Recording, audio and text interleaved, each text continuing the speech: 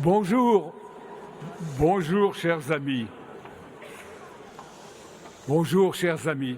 Faisons un petit détour par l'histoire et je cite Monsieur le ministre, Monsieur le maréchal, Monsieur le gouverneur général, Mesdames, Messieurs, en cette séance solennelle du 18 mai 1923, au Grand Amphithéâtre de la Sorbonne, la fonction que l'on a bien voulu me confier me confère l'honneur et la charge de prendre le premier la parole dans cette solennité. En tant que premier secrétaire perpétuel de cette académie, je serai très bref. Je dirai simplement le fait et je dirai clairement les raisons qui ont guidé les fondateurs et les buts qui se sont assignés.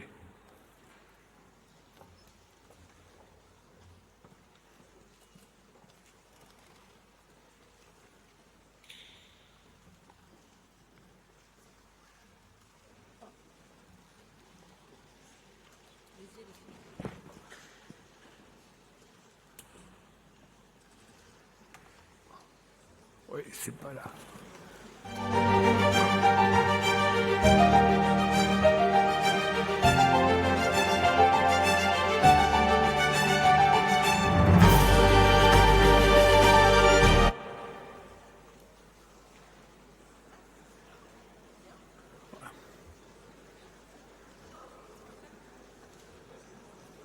Non.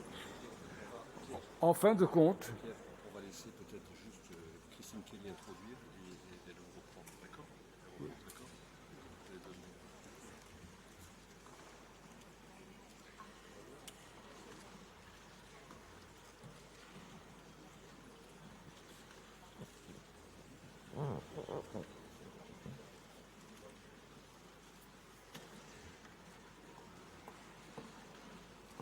C'est bon, vous pouvez continuer à partir de là, en fin de compte. en fin de compte, il convient d'ôter cette grande barbe qui m'honore aujourd'hui et de reprendre la place qui est la mienne, celle de Pierre Génie, 6e secrétaire perpétuel de l'Académie des sciences d'outre-mer. Comme le fit Paul Bourdary, 100 ans avant moi, pour la première séance solennelle, j'ai l'immense privilège d'inaugurer cette séance mémorable de notre compagnie.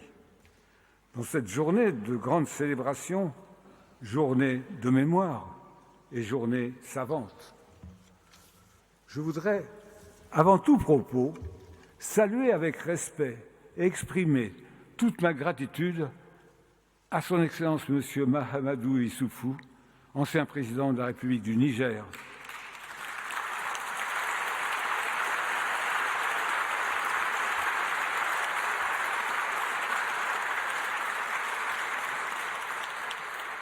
éminent membre de notre maison, qui nous a fait l'insigne honneur de sa présence effective en cette journée de célébration. Je remercie Madame la ministre de l'Enseignement supérieur et de la Recherche pour le soutien indéfectible du ministère dont elle a la charge pour notre compagnie.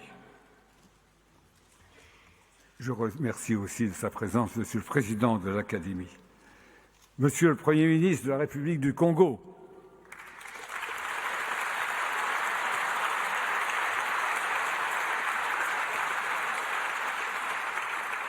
Monsieur le ministre des Affaires étrangères du Togo,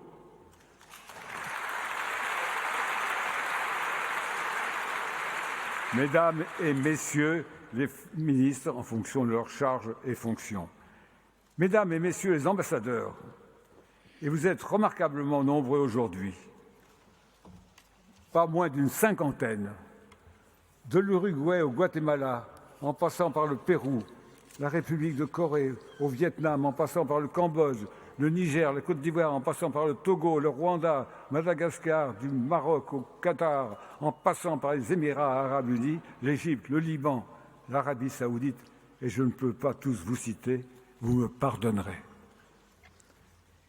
Chers consoeurs, chers confrères, chers amis, honorables invités en vos grades, rangs et qualités, c'est pour moi un grand plaisir de m'adresser à vous cet après-midi pour vous souhaiter très cordialement la bienvenue à l'occasion inédite du centenaire de l'Académie des sciences d'outre-mer.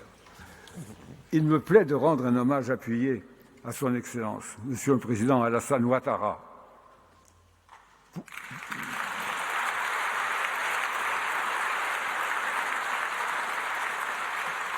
pour son engagement constant au sein de notre institution et sa vision clairvoyante de l'avenir que partage l'Académie.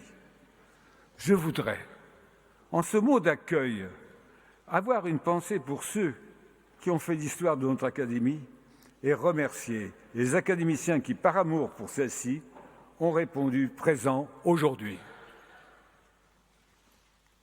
L'Académie des sciences d'outre-mer s'inscrit dans une vision scientifique où l'éthique tient un rôle majeur. Je me dois de citer cette phrase bien connue de François Rabelais : « Science sans conscience n'est que ruine de l'âme ». L'histoire permet d'appréhender le futur, car la mémoire est ce qui permet d'avancer. Tout d'abord, pour ceux et celles qui ne le connaissent pas, c'est le journaliste, j'en parlais tout à l'heure, et explorateur Paul Bourdary, qui est à l'initiative de la création de l'Académie des sciences d'outre-mer, une société savante spécialisée dans les questions d'outre-mer. Toutefois, une nuance importante s'impose. L'expression outre-mer ne désigne pas seulement les territoires ultramarins, mais toutes les nations au-delà des frontières françaises qui entretiennent un lien historique avec la France. C'est pour ça que tous leurs ambassadeurs nous ont rejoints.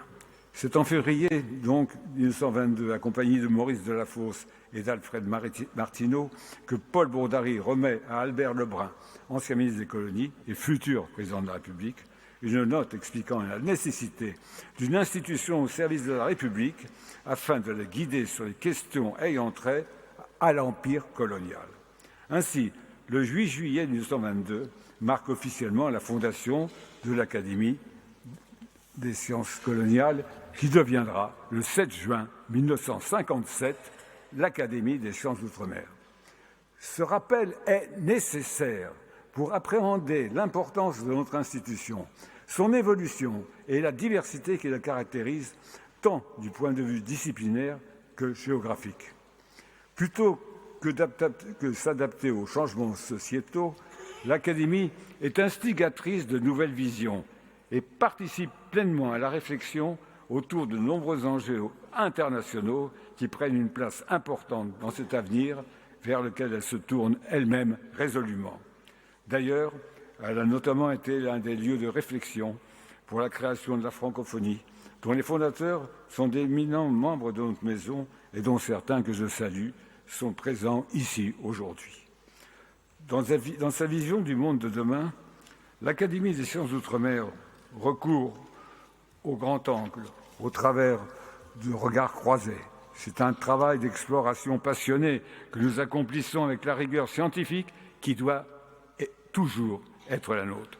La richesse intellectuelle et la diversité des profils de nos académiciens, soit 275 membres répartis autour du globe, permet d'investiguer avec justesse un large éventail de sujets afin d'apporter non seulement un éclairage, mais plus encore des pistes et des propositions d'action pour répondre aux défis de l'heure. Le monde dans lequel nous sommes est en profonde mutation. C'est le dessin d'une nouvelle donne mondiale qui s'illustre par un rééquilibrage des puissances sur l'échiquier international. Toutefois, il n'y a pas un chemin unique vers le développement qui nous entendrait une égalité parfaite d'accès. Nous faisons face à une réalité protéiforme, une question qui induit une réflexion approfondie sur les principales problématiques que le monde doit affronter et dont les intervenants que vous entendrez dans les instants à venir clarifieront au travers de leurs contributions.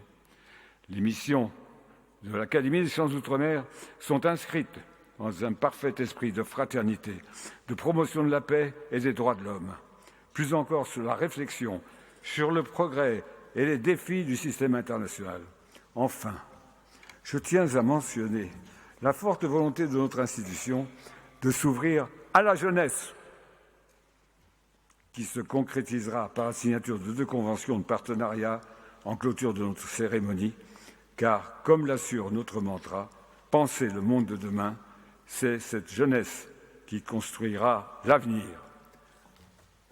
Ainsi, l'esprit de notre institution se résume par sa devise « savoir, comprendre, respecter, aimer, qui sont les verbes de valorisation d'une communauté de destin et que l'on doit encore une fois à Paul Bourdary. Je vous remercie. C'est la fin. C'est la fin. Je vais vous accompagner.